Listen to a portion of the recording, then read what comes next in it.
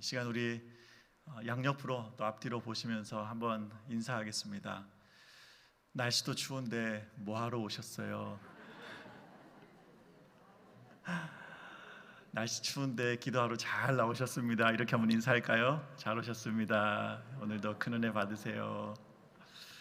갑자기 날씨가 많이 추워졌습니다. 한파가 찾아왔는데요. 이 중에서도 하나님께서 여러분들의 건강을 지키시고 또 여러분 가정을 돌보시기를 소원합니다. 최근에 한국의 이 젊은이들 사이에서요, 취업이 너무너무 힘들어지니까 이 취업난을 보여주는 여러 가지 신조어들이 많이 등장을 하고 있습니다. 대기업 입사 경쟁률이 100대 1을 웃돈다 그러고요. 올해 국가 공무원 9급의 경우에 그 교육 행정직 같은 경우는 그 취업 경쟁률이 225대 1을 기록할 만큼 엄청난 경쟁률 속에 지금 이 시대 젊은이들이 취업을 위해서 애를 쓰고 있습니다. 그래서 이제 이 채용 시장에 이런 어려움을 잘 표현해 주는 그런 단어들이 많이 생겨나고 있는데, 이제 여러분 많이 들어보신 말 중에 빨대족, 7포 세대, 취업 구종 세트, 청년 실신 시대 이런 말들이 있습니다. 이 빨대족이라는 말이 무슨 말인가 봤더니 30대가 넘어서도 부모로부터 경제적 독립을 하지 못하고 이제 부모에게 기대 사는 것을 넘어서서 부모님의 노후 자금에 빨대를 꽂아서 제 돈처럼 빨아먹고 살아가는 이 30대들을 이 빨대족이다 이렇게 지칭을 한답니다. 그런가 하면 이 7포 세대라는 말은 연애, 결혼, 출산을 포기한 이제 이른바 3포 세대를 넘어서서 내 집 마련, 또 인간관계까지 포함한 5포 세대, 그걸 지나서 이제 최근에는 희망과 꿈마저 포기한 세대다. 그래서 이제 7포 세대다 이렇게 표현한답니다. 근데 이제 요즘 젊은이들은 거기서 더 나가서 N포 세대라, 그러니까 아무런 희망이 없는, 그냥 소망이라고는 전혀 없는 시대를 살아가고 있다. 이제 이런 표현도 하고 있고요. 취업 구종 세트라는 말은 보니까요, 취업을 위해서 학벌, 학점, 토익, 어학 연수, 자격증, 공모전 입상, 인턴 경력, 사회봉사, 성형수술, 이 9가지가 갖춰져야 이제 이 취업이 가능하다. 그래서 이제 취업 구종 세트다. 이렇게 이제 이야기를 하면서 이 시대의 젊은이들이 참 이게 힘들게 경쟁하면서 이 사회를 살아가고 있다 하는 것을 잘 보여주고 있습니다. 그런가 하면 이제 제가 제일 마지막에 말씀드렸던 이 청년 실신 시대라는 말이요. 이 말이 2020년도에 청년들이 선택한 가장 슬픈 신조어다. 이래서 이 단어를 선택했는데요. 이 청년 실신 시대는 무슨 말인가 하면 청년 더하기 실업자 더하기 신용불량자, 이 말을 합쳐가지고 청년 실신 시대라고 한답니다. 그러니까 이제 청년들이 대학 다니면서 이제 학자금 대출을 받고 그렇게 해서 공부를 마치고 취업을 해야 되는데 이 도무지 취업이 되지를 않으니까 이제 그 갚은 신용 학자금 대출 받은 것들을 갚지 못해서 취업에는 실패하고 신용불량자로 전락하는 이런 젊은이들이 너무너무 많아지다 보니까 이제 이 시대를 가리켜서 청년 실신 시대다 이렇게 이제 표현을 한다는 겁니다. 참 이 안타까운 현실이 아닐 수 없습니다. 상황이 이렇다 보니까 이 시대의 젊은이들이나 이제 또 직장을 구하는 수많은 구직자들이 어떻게 하면 국가나 기업이 원하는 인재로 채용될 수 있을까? 그게 스스로 고민을 하고 또 국가나 기업으로부터 선택을 받기 위해서 피와 땀을 흘리면서 노력하고 있습니다. 한 연구 자료, 통계 자료를 보니까 한국인의 평균 취업 준비 기간이 여성의 경우에는 4년, 남성의 경우에는 8년이다. 이렇게 통계 자료가 나와 있습니다. 그러니까 이제 직장에 취업하기 위해서 짧게는 4년, 길게는 8년, 10년 이렇게 준비를 하고 있다는 사실입니다. 근데 제가 이런 내용의 기사들을 접하고 또 이제 오늘 이 말씀을 준비하면서 이제 이 시대의 그런 현실과 오늘 이 말씀이 이렇게 오버랩이 되면서 문득 이제 이런 생각이 드는 겁니다. 오늘날 많은 청년들이 국가가 원하는 인재가 되기 위해서 애를 쓰고 또 기업이 찾는 그런 사람이 되기 위해서 수많은 노력들을 하고 있는데, 오늘 여기 서 있는 저나 이 자리에 모여 있는 우리 성도님들 가운데 과연 이 구직자들의 그 열심처럼 우리 믿음의 사람들이 하나님 앞에서 하나님께서 찾으시는 사람은 어떤 사람일까? 그것에 관심을 갖고, 또 내가 그 하나님이 찾으시는 그 사람이 되기 위해서 내가 피와 땀을 쏟아서 어떻게든 내가 하나님 앞에 쓰임 받는 사람이 되고 싶다, 이렇게 노력하고 고민하고 애쓰면서 살아가는 자들이 얼마나 있을까? 이제 이런 생각이 문득 제 안에 스쳐 지나가게 된 것입니다. 여러분 스스로에게 한번 질문해 보십시오. 국가나 기업이 필요로 하는 인재가 되기 위해서 수년간 피와 땀을 흘리며 노력하는 그런 구직자들이 있는데, 여러분은 과연 하나님은 어떤 사람을 찾으실까? 나는 그 하나님이 찾으시는 그 사람이 참 됐으면 좋겠다. 그래서 그 사람이 되기 위해서 애를 쓰고 몸부림을 치고 노력한 적이 과연 있는지, 나는 지금 어떤 애를 쓰고 있는지 한번 여러분 자신에게 질문을 해보시는 이 저녁이 되면 참 좋겠습니다. 오늘은 이런 관점에서 본문을 살펴보려고 합니다. 오늘 우리가 읽은 본문을 보니까 하나님께서 어떤 사람을 찾고 계시는지 이렇게 오늘 본문이 말씀하고 있는데요, 우리 오늘 읽은 본문 30절 말씀을 다시 한번 읽어보겠습니다. 함께 봅니다. 이 땅을 위하여 성을 쌓으며 성 무너진 데를 막아서서 나로 하여금 멸하지 못하게 할 사람을 내가 그 가운데서 찾다가 찾지 못하였으므로. 아멘. 하나님이 오늘 본문을 보니까 어떤 사람을 찾고 계신데요. 찾고 계시는데, 근데 참 이게 오늘 본문의 굉장히 중요한 표현이 뭐냐 하면, 오늘 본문이 이 기록될 당시에 하나님이 어떤 사람을 찾고 계시는데, 온 유대 땅을 다 뒤져봤지만 하나님이 그렇게 찾고 찾으셨던 사람을 발견하지 못했다, 이렇게 말씀합니다. 제가 오늘 이 말씀을 준비하면서 또 이 본문을 다시 한번 묵상하면서 제 마음속에 드는 생각이, 하나님께서 온 용인 땅을 다 뒤져봤는데, 대한민국 온 땅을 다 뒤져봤는데 하나님께서 그토록 찾으시던 사람을 내가 한 명도 발견하지 못했다, 이렇게 말씀하시면 어떡할까 하는 그런 두려움이 제 마음속에 찾아왔습니다. 그래서 여러분, 오늘은 이 본문 말씀을 우리가 깊이 묵상하면서 하나님은 어떤 사람을 찾고 계시는가, 그리고 그 하나님이 찾으시는 사람이 오늘 내가 되면 참 좋겠다, 하나님 찾으시는 사람으로 나를 사용해 주십시오, 이렇게 사모하는 마음으로 함께 은혜를 구하고 기도하는 이 저녁이 되기를 소원합니다. 오늘 본문을 기록한 이 에스겔은요, 남유다에서 태어난 사람입니다. 에스겔이 처음 태어났을 때 이미 북쪽 이스라엘은 아수르에 의해서 멸망을 당한 때였습니다.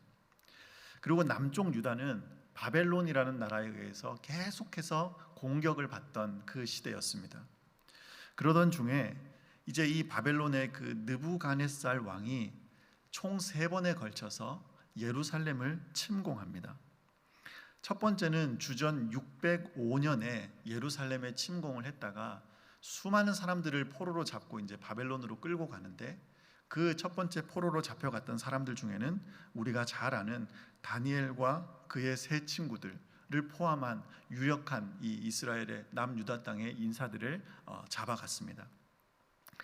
그러다가 이제 주전 597년에 다시 한번 느부갓네살 왕이 이 유다 땅을 침공하는데, 이때 약 10,000명의 포로가 바벨론으로 잡혀가게 됩니다.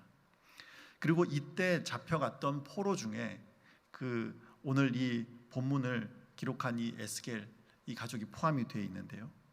그리고 나서 이제 주전 586년에 있었던 제 세 번째 침공 때 예루살렘 성이 완전히 멸망되고 온 유다 땅이 이렇게 황폐화되는 이제 그런 역사를 우리가 보게 되는데요.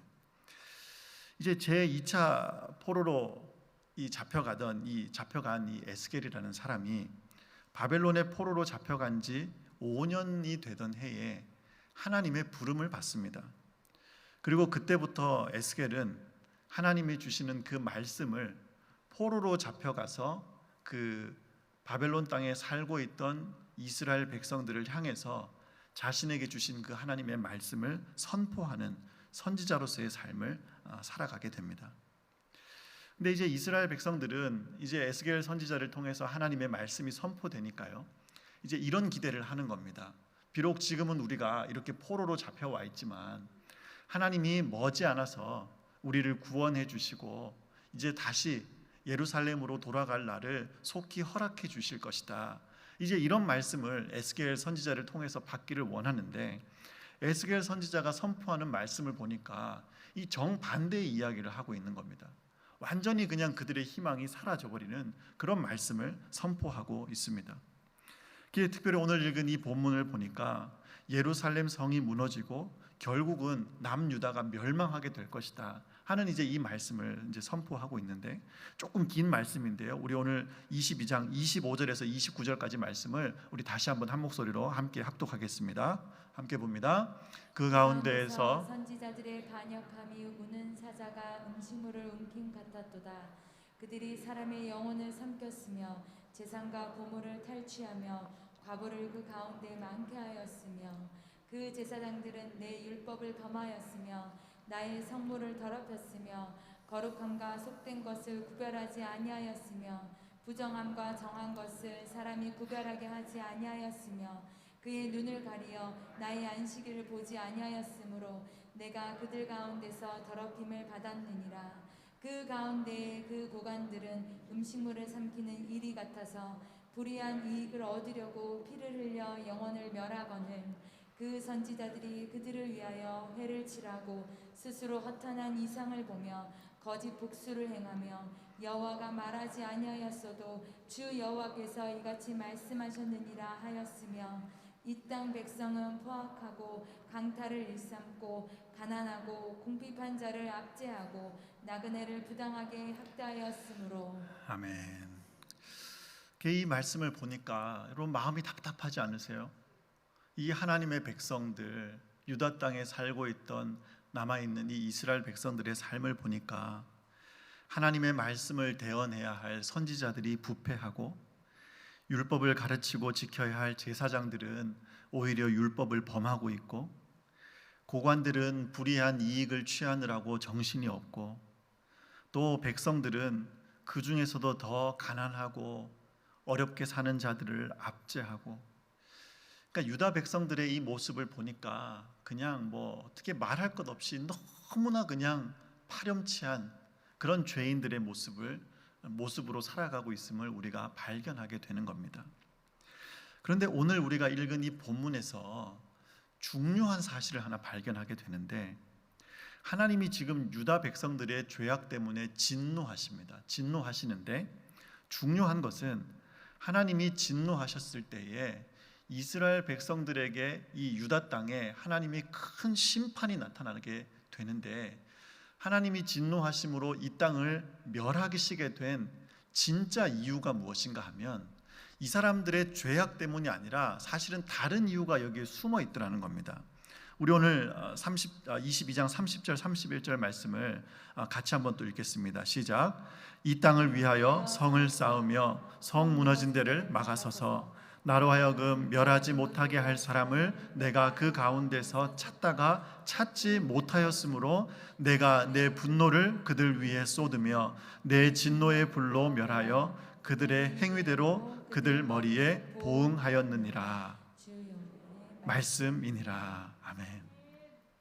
여기서 지금 뭐라고 말씀하시는가 봤더니, 이스라엘 백성들, 지금 모든 백성들이 지금 다 타락을 했는데 선지자고 제사장이고 할 것 없이 그냥 다 죄악된 모습을 지금 범하고 있는 이 상황 속에서 하나님이 그 죄악된 모습을 보고 분노하시고 너무너무 화가 나셨는데, 그 땅을 심판하시기 이전에 하나님이 무엇을 하시냐 봤더니, 이 땅을 위하여 성을 쌓고 성 무너진 데를 막아서서 하나님으로 하여금 심판하지 못하게 할 사람을 찾으신다는 겁니다.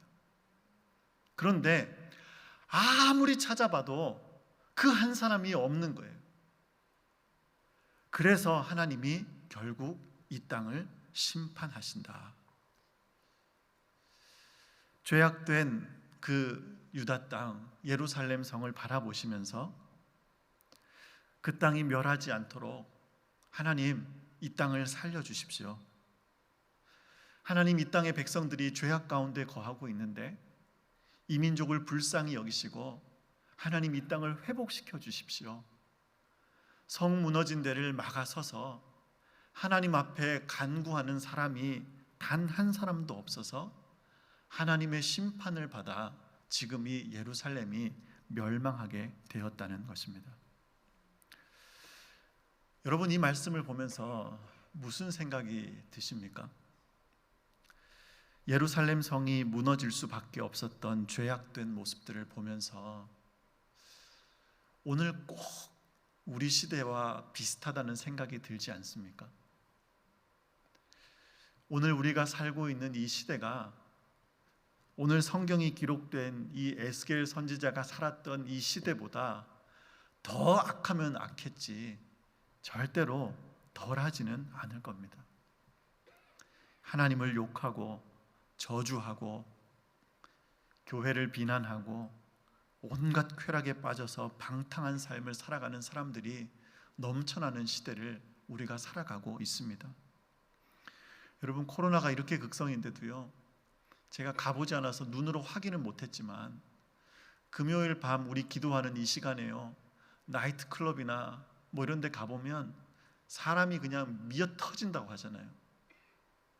그러니까 온갖 음란한 일들, 쾌락, 그냥 이런 것들을 따라서 살아가는 너무너무 많은 사람들이 지금 이 땅 가운데 만연하고 있는데, 그러면서 또다시 가지게 되는 생각이, 그렇다면 우리 하나님이 지금 이 시대를 바라보실 때, 우리 하나님이 지금 이 땅을 바라보실 때 이 에스겔 선지자에게 주셨던 이 말씀과 같이 온 유다 땅이 지금 다 죄악 가운데 거하였는데 하나님이 이 땅을 살려주십시오.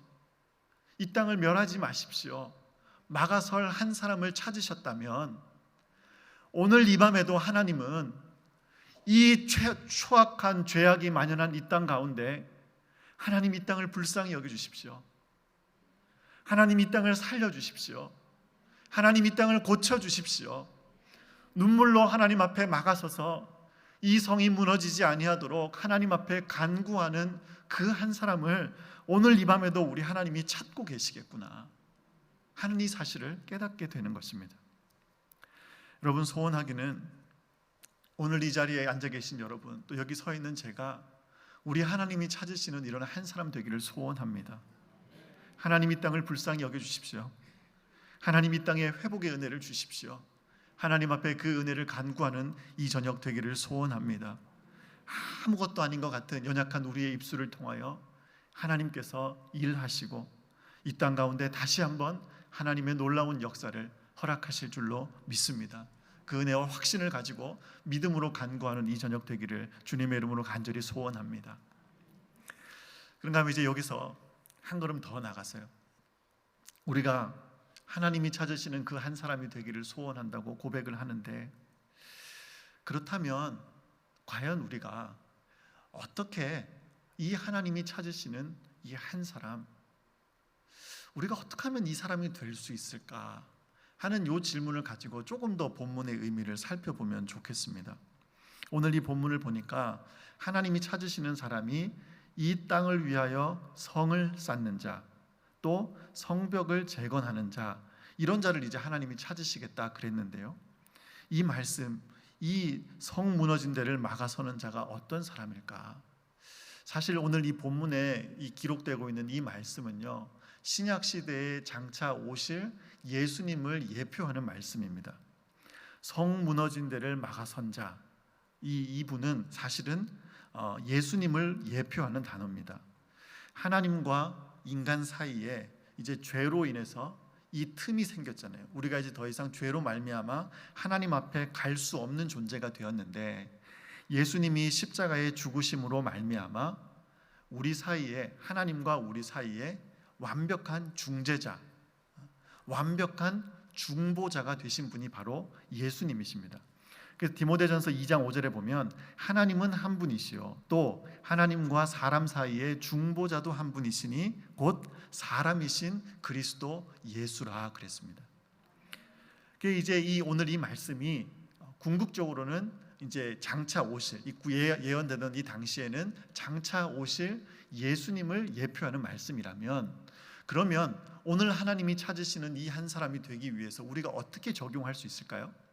바로 장차 오실 그 예수님, 이제 우리는 이미 오신 예수님이잖아요. 이미 오신 예수 그리스도, 그 예수님의 그 중보자 되신 그 삶을 믿음으로 따라가는, 예수님과 같은 중보자의 삶을 살아가는 그런 사람을 하나님께서 우리를 통하여 찾고 계신다는 겁니다. 죄악으로 인해 하나님과 멀어진 사람, 죄악으로 인해서 황폐되어 버린 그 땅을 위하여서 하나님 앞에 눈물로 기도하고 하나님 앞에 엎드려 간구하는 그 사람을 하나님이 찾으시는 겁니다. 이런 중보자의 삶을 가장 잘 보여준 대표적인 성경 인물이 누군가 하면 느헤미야라는 사람입니다. 여러분, 이 느헤미야라는 사람 잘 아실 텐데요. 이 페르시아라고 하는 그 거대한 제국의 고위 관리로 일하던 사람이 이 느헤미야입니다.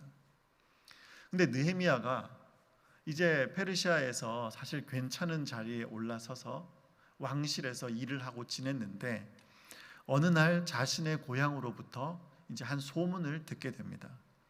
그 소문이 무엇인가 하면 예루살렘 성벽이 마침내 무너져 버렸다 하는 이 소식을 듣게 된 겁니다.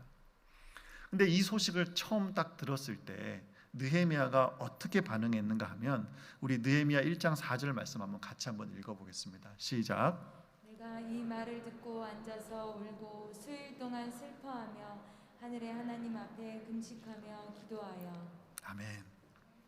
느헤미야가요, 유다 사람들 예루살렘 성벽이 완전히 무너져 내렸다 하는 이 소식을 듣자마자 어떤 반응을 보였는가 하면 눈물을 흘리고 슬퍼하고 금식하며 하나님 앞에 기도했다 그랬습니다.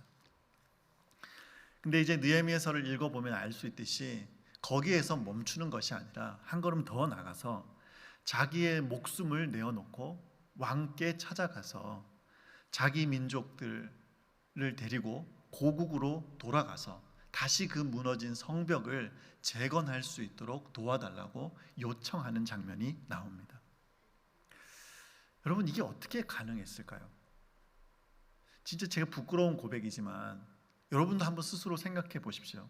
저는 이 느헤미야서를 읽을 때마다 무슨 생각을 하냐면, 제가 만약 느헤미야의 입장이었다면, 야, 우리 하나님 진짜 좋은 하나님이시다. 이 모든 상황 될 것을 하나님이 이미 다 아시고 나를 참 사랑하셔서 우리나라 멸망하기 이전에 나를 이 페르시아로 보내주셨구나. 그래서 내가 이 페르시아에서 고위 관직에 앉아서 이렇게 안전하게 정말 이렇게 평안함 가운데 이 모든 것들을 누리며 살아갈 수 있도록 하나님이 참 미리 나를 위해서 이런 길을 예비하셨구나. 여러분, 이렇게 반응할 수도 있잖아요. 그 이제 저만 이상한 사람 된 것 같고, 여러분 표정이 참 저 목사는 이상한 목사다. 어떻게 민족을 위해서 걱정은 안 하고 그렇게 쳐다보시는데 아마 좀 비슷할 상황이 될 수 있어요, 여러분. 그런데 느헤미야가 이 자신의 민족의 형편을 듣자마자, 야, 우리 하나님 진짜 감사하다 이렇게 하지 않고 그 고국 땅에 예루살렘 성에 남아서 아픔 가운데 있고 슬픔 가운데 있고 그 성벽이 무너져 내렸다는 그 형편을 듣고 눈물을 흘리고 금식하며 하나님 앞에 엎드려 기도하는 사람으로 세워졌다는 겁니다. 여러분, 이게 이제 어떻게 가능하냐는 겁니다. 어떻게 하면 이런 사람이 될 수 있을까? 어떻게 하면 우리가 이 느헤미야와 같은 사람, 하나님이 찾으시는 사람이 될 수 있을까? 제가 아마 연초에요. 올해 연초에 수요 예배 때 말씀을 전하면서 요거가 관련돼서 잠깐 요 부분에 대해서 언급을 한 적이 있는데, 그 부분 제가 다시 한번 리마인드하면서 오늘 이 말씀을 조금 더 설명해 나가려고 합니다. 여러분 로마서 12장 15절에 보면 이런 말씀이 있습니다. 즐거워하는 자들과 함께 즐거워하고 우는 자들과 함께 울라. 이제 이런 말씀이 나옵니다.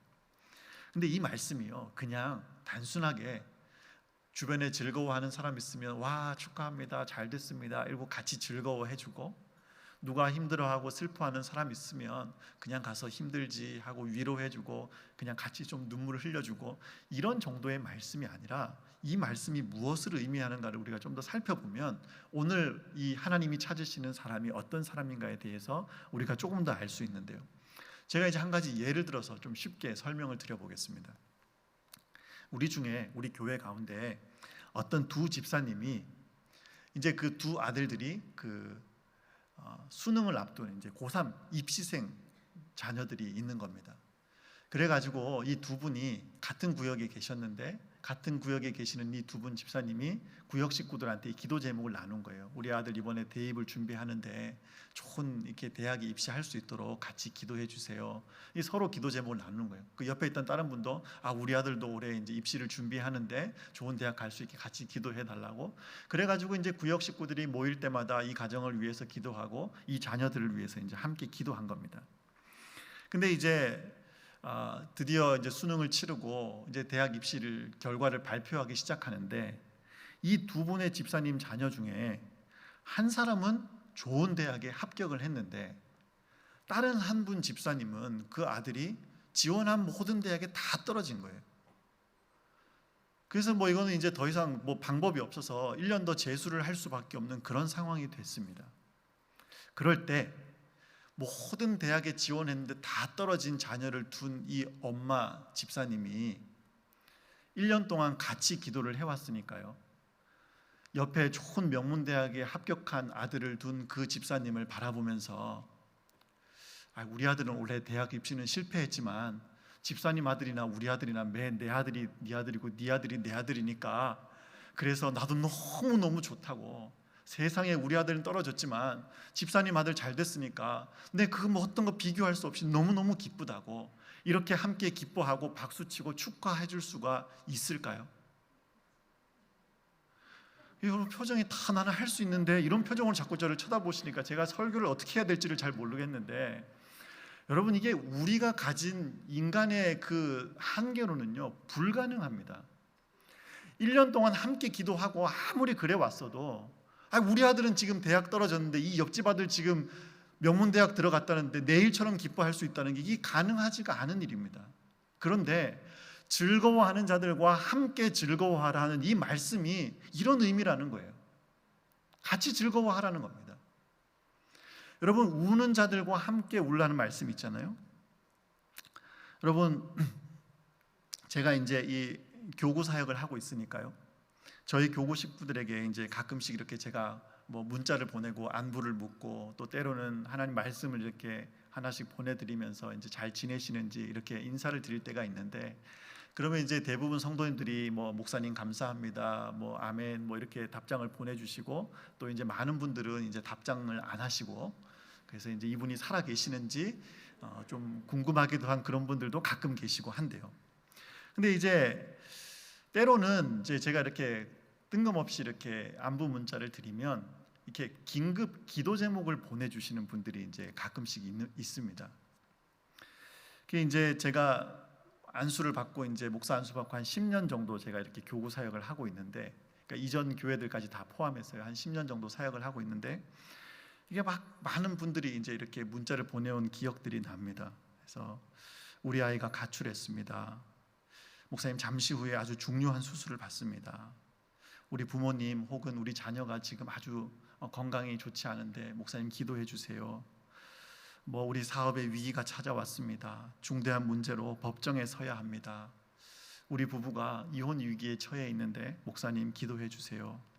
이제 이런 문자들이 이제 오곤 합니다. 이제 좋은 일들은 하나도 얘기는 안 해주시고, 이제 힘들고 어려운 일이 있을 때만 이제 저한테 이제 문자를 주세요. 그래서 좋은 일이 있을 때는 혼자만 좋아하시고 어려운 일이 있을 때만 목사를 찾고 기도를 부탁하시는 여러분들을 주님의 이름으로 사랑합니다.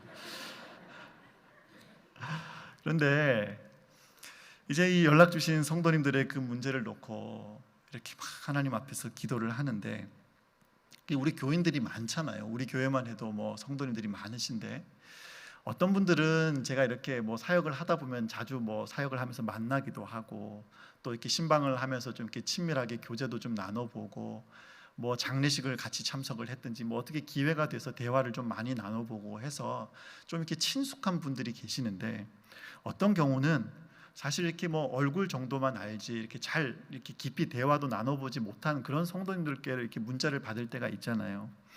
그러면 이제 그분들을 위해서 이렇게 기도할 때 제가 가진 어떤 제 마음이나 제가 가진 힘으로 막 아무리 간절하게 기도를 하려고 해봐도 사실 좀 약간 이 거리가 느껴질 수 있잖아요.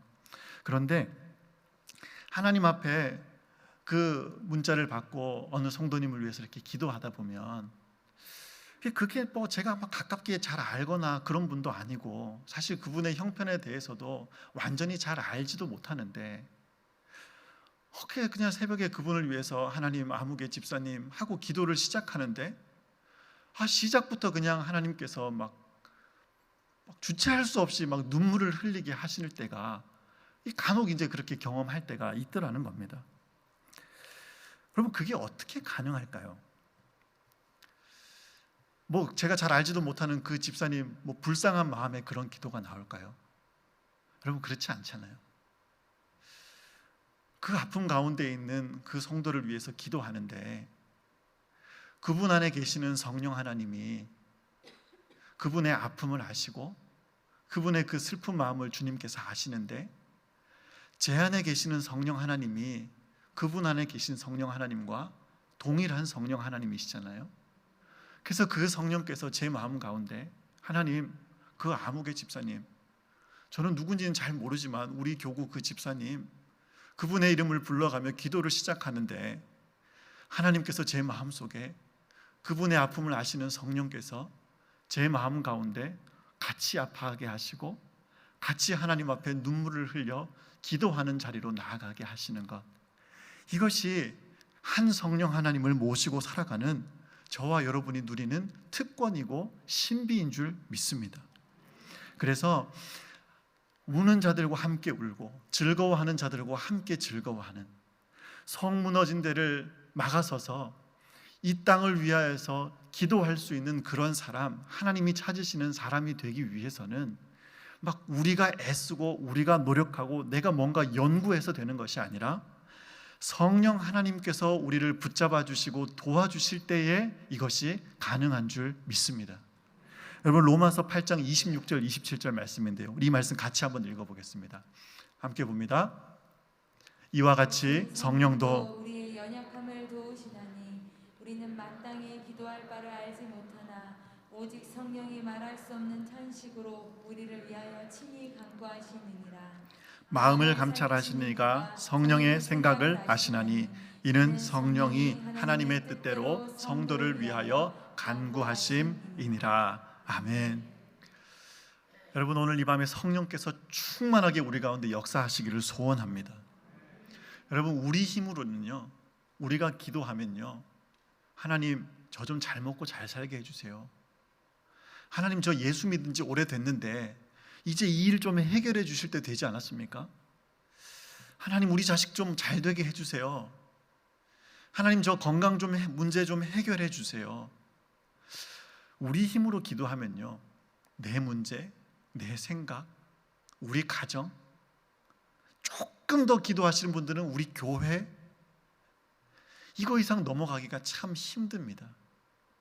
그런데 성령 하나님이 우리 가운데 역사하실 때에 나를 넘어서서 내 옆에 있는 그 아픈 사람을 위해서 기도할 수 있고, 이것이 더 넓어져서 우리 교회를 위하여 간구할 수 있고, 더 크게 이 나라와 민족을 향한 하나님 아버지의 마음을 알고 이 땅을 위하여 하나님 앞에 기도하는 자리로 나아가게 될 줄로 믿습니다. 이것이 더 나아가면 세계 열방을 향한 하나님의 꿈을 우리가 품게 되겠죠. 하나님께서 우리 가운데 함께 하셔서 우리 힘으로는 할 수 없지만 하나님이 오늘 이 땅 가운데 거니시다가 이렇게 죄악이 만연한 이 땅 가운데 나로 하여금 이 성 무너진 데를 막아서서 이 성을 무너지지 않게 할 자가 누가 있을까? 우리 하나님 찾으실 때에 하나님 제가 여기 있습니다. 그 하나님 원하시는 뜻을 따라 믿음으로 간구한 우리 모두가 될 수 있기를 주님의 이름으로 간절히 축원드립니다. 제가 한 가지 이야기만 들려드리고 이제 말씀을 정리할까 하는데요. 어떤 선교사님 한 분이 해외에서 이제 선교 사역을 하시다가 안식년을 맞아서 잠시 귀국을 하셨습니다. 한국에 귀국한 지 이제 얼마 되지 않아서 이름만 대면 알만한 아주 유명한 그런 초대형 교회에 금요 기도회를 인도하게 되셨습니다. 근데 그때가 언젠가 하면 수학 능력 평가를 얼마 앞두고 남겨두지 않은 앞두고 있는 그런 이제 수능 입시철이었습니다. 그래서 이제 그 교회 담임 목사님이 그 선교사님께 부탁을 한 거예요. 이제 수능이 얼마 남지 않았으니까 오늘 말씀을 전하고 기도하실 때 수험생들을 위해서 좀 특별히 기도해 달라고, 또 이제 수능 앞두고 있는 이 자녀들 위해서 특별히 좀 기도하는 시간을 가져달라고 그렇게 이제 부탁을 받았습니다. 그게 이제 말씀을 전하신 이후에 선교사님이 이제 기도를 좀 인도를 하시면서 이제 수험생들을 위해서 기도한 겁니다. 하나님, 수능이 얼마 남지 않았는데 우리 수험생들을 지켜주시고 그동안 공부한 만큼 성적을 거둘 수 있도록 하나님 지켜주시고 붙잡아 달라고 그렇게 기도를 하는 거예요. 근데 이제 여러분 이렇게 저희 목회자들이 이렇게 앞에 서서 말씀을 전하고 기도회를 인도하고 하면 이제 우리는 이렇게 영적인 존재니까요. 이게 뭔가 이렇게 느껴지는 게 있어요. 이렇게 이제 말씀을 전하고 기도회를 인도하다 보면 막 성도님들이 말씀을 막 이렇게 막 반응을 하시고 막 기도회를 하면 막 뜨겁게 기도회가 인도되고 막 뭔가 이게 하나님께서 지금 이 시간에 역사하시는구나 막 이런 게 강하게 느껴지거든요. 근데 이제 이날 이 선교사님이 아무리 막 소리를 질러가면서 기도를 인도하시는데 이게 뭔가 좀 분위기가 썰렁하더라는 거예요. 그래가지고 이제 기도회 인도를 하면서도 막 좀 마음이 힘들어가지고 막 더 크게 막 소리를 지르면서 기도를 인도하시는데도 뭔가 그 마음 속에 좀 불편한 마음을 가지고 뭔가 좀 이렇게 기도회가 참 잘 안 됐다 이런 마음을 가지고 이제 기도회를 마치셨답니다. 그렇게 하고 이제 한 주가 지나고 그 다음 주에 이제 다시 한번 이제 그 교회에 가서 이제 금요 기도회를 드리게 됐는데, 그날 이제 그 교회 담임 목사님이 이제 기도회 인도를 하러 나오셨대요. 나오셔서 이제 그날도 수능을 앞둔 자녀들을 위해서 기도하는데 이제 이 담임 목사님께서 이렇게 큰 소리로 기도를 하셨대요. 하나님, 우리 수험생들을 지켜 주시옵소서. 하나님, 수능 시험 보는 그때에 연필만 굴려도 다 맞게 해 주십시오. 그랬더니 그 썰렁하던 예배장이 갑자기 막 아멘 소리가 막 터져 나오고 막 성도들이 막 그렇게 뜨겁게 기도하기를 시작하더라. 이제 그 얘기를 이제 제가 이 선교사님께 듣게 된 겁니다. 처음에 이제 이 선교사님을 통해서 이 얘기를 들을 때 이렇게 같이 이렇게 한참 웃었던 기억이 납니다. 그런데 이 이야기를 이렇게 계속 생각하고 곱씹어 볼수록 이 참 마음 가운데 답답함이 있는 거예요. 어쩌면 이게 오늘 내 모습이겠다. 어쩌면 이것이 오늘 우리 한국교회 성도들의 모습일지도 모르겠다 하는 그런 마음이 들어서 너무너무 속이 상하는 겁니다. 그러면서 이제 이 이야기와 함께 뭔가 이렇게 한 가지 오버랩이 돼서 제가 생각난 이야기가 하나 있었는데요. 좀 이제 오래된 이야기이긴 한데, 여러분 김영삼 전 대통령이 그 정권이 이제 끝날 때쯤에 막 좀 나라가 많이 힘들었지 않습니까? 경제적으로 이제 우리나라가 굉장히 이제 힘든 시기를 그때 보내게 됐었는데, 그때 어떤 한 무속인이요, 유명한 그 어떤 잡지에 그 인터뷰한 내용이 이렇게 아주 대서특필로 이렇게 실린 적이 있었습니다. 이 사람은 왜 이 잡지에 인터뷰가 실리게 됐나 봤더니 그 이제 나라가 막 IMF로 국민들이 다 힘들고 지쳐있던 그 시대에 이분이 차기 대통령, 이제 김영삼 전 대통령 이후에 차기 대통령이 누가 뽑힐지를 정확하게 예측을 했다는 거예요. 그래가지고 막 이 사람 막 용하다 막 그래서 막 난리가 났대요. 사실 그 차기 대통령 우리도 다 알고 있었잖아요. 근데 아무튼 이 무속인이 그래가지고 막 유명해져서 막 그랬던 적이 있습니다. 그런데 이분이 인터뷰한 내용의 일부분을 제가 한번 잠깐 소개해 드리려는데요. 기자와 무속인이 이제 인터뷰하는 내용이 이렇습니다. 기자가 묻습니다. 국가적으로 어려운 이 시기에 차기 대통령을 정확히 예측하면서 사람들에게 좋은 영향을 미쳤는데 어떻게 맞춘 것입니까? 이 무속인이 대답합니다. 나는 다만 내 신이 알려준 것을 전달했을 뿐입니다. 다시 기자가 묻습니다. 그렇다면 앞으로 나라와 민족을 위해 무슨 일을 하실 겁니까? 무속인이 이렇게 대답합니다. 나는 다만 내 신이 바라는 대로 내 민족의 번영과 발전을 위해 매일 기도할 뿐입니다. 사랑하는 성도 여러분, 귀신을 섬기는 일개 점쟁이의 입에서 나온 말입니다. 나는 다만 내 신이 바라는 대로 내 민족의 번영과 발전을 위해 기도할 뿐입니다. 그런데 살아계신 하나님, 온 우주 만물의 주인 되시는 하나님을 섬긴다는 우리가 하나님, 연필 굴려도 다 맞게 해주세요. 언제까지 우리가 이런 기도만 하고 있겠습니까? 하나님이 이 땅을 두루 다니시다가 이 땅 가운데 하나님 아버지의 마음으로 이 땅의 죄악을 바라보며 가슴을 치고 통곡하며 하나님 이 땅을 살려주십시오. 하나님 이 백성을 주님 불쌍히 여겨주십시오. 하나님 한국교회를 다시 한번 사용하여 주십시오. 눈물로 기도할 사람을 찾고 계신다는데 우리는 하나님 저 좀 잘 먹고 잘 살게 해주세요. 하나님 저 좀 돈 좀 많이 벌게 해주세요. 하나님 저 좀 취업 좀 시켜주세요. 언제까지 우리 이런 기도만 하고 있겠냐고요. 오늘 이 밤에 성령께서 우리 가운데 역사하셔서 우리의 기도가 바뀌기를 소원합니다. 여러분, 아무것도 아닌 것 같지만, 저와 여러분이 정말 아무것도 아닌 존재인 것 같지만요, 제가 오늘 이 말씀을 준비하면서도 내가 이 설교를 할 자격이 없는 사람을 제가 너무 잘 아니까요, 너무너무 부담이 되고 불편한 말씀이기도 한데요, 제가 무슨 한국교회를 걱정할 그런 사람입니까? 지금 제 앞가림도 제대로 못하는 사람이 전데 무슨 한국교회를 걱정하고 이 나라와 민족을 위해 걱정하고 기도합니까?